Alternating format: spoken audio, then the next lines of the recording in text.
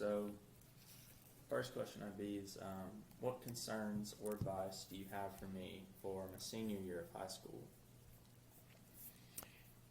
Well, I hope that you have a very enjoyable senior year and one that you can look back at with pride in the things you accomplish, both in what you do as an athlete and in what you do in the classroom. And I hope that you see that you're setting the stage for your future. Habits you develop, and I know you've had good ones of study and of practice, are habits that'll stay with you all your life in whatever you undertake.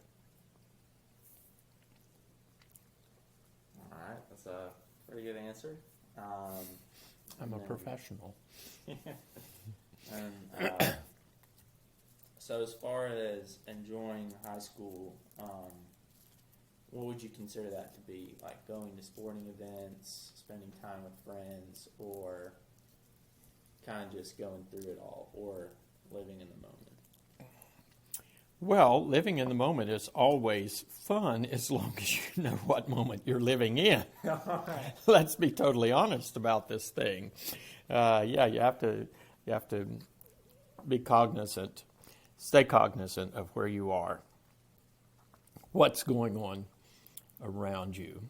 I think fun comes mostly from the relationships, the friendships that you make and that you'll sustain. You'll certainly have many more new and lasting friendships going on through college and then on through life, obviously.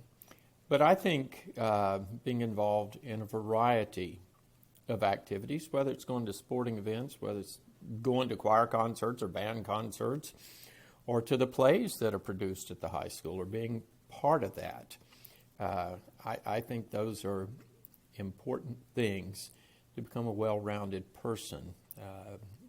You're a little young to focus on just one thing in life.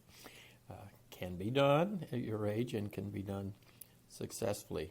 But I think the biggest skill you can take away from your high school years is the skill to make and maintain friends. And I think you do that by being around them for activities, but also being as good a listener as you are a storyteller.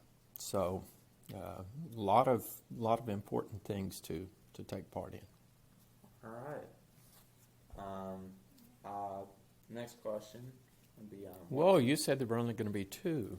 Well, that was just a little. You said a couple. Oh, I see. You're messing with me. That was a little add-on. No, it's okay. It's okay. So, the next big question is, what concerns or advice do you have for me when I go off to college next year, or even a first year out of college? I think making wise choices. We're living in a very, very difficult time.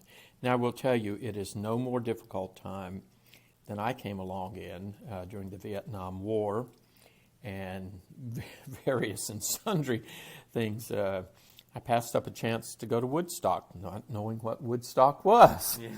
But had a girlfriend. It turned out better for me to stay home and be with her. But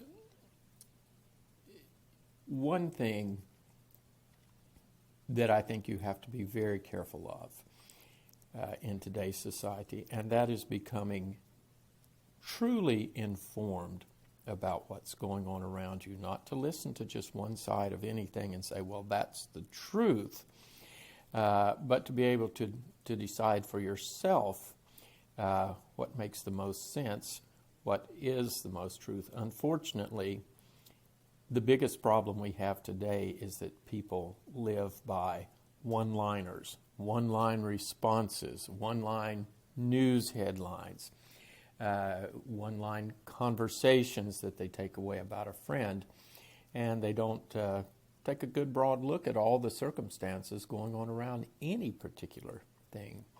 So I would say most important thing after that, in that first job, in that first year of college, is to maintain an open mind about what you see. And the other thing is to be able to represent yourself to other people and speak to your accomplishments and what you want to attain. One of the best pieces of advice I ever received was in the 7th grade from an English teacher who spoke to us after a writing test, and she said, there's so many more people in the world today than there were when your parents were coming along, which is true. My parents were born in 1913 and 1917, and of course the world's population has exploded. But she said, the person that's going to be most successful at getting a job and at keeping a job is the person that can best express themselves. And that's in writing, that's through reading, that's through conversation. So I think that's a very important skill to develop. All right. As far as kind of elaborate, as far as expressing yourself and listening to other people, how do you think that you've best done that, and how do you think that I can improve upon that skill over the years? Well, I'm not sure I know completely how well you listen. I know you listen to advice pretty well. For me, it's been a process throughout life of being a constant student.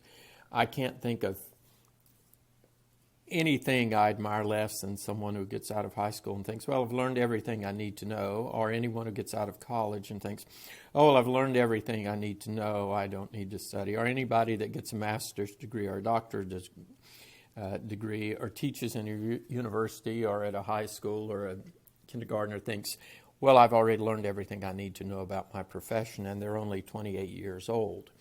You have to be a constant, a continual student of life, and that means a student of ethics, how to treat other people, because that, by and large, is going to determine your success in life, is how you treat other people, and then you'll be treated in a similar way, usually, by them, but you have to know the difference, and when it's time to cut your losses and move on, if what you have to offer isn't exactly what's needed in a particular situation.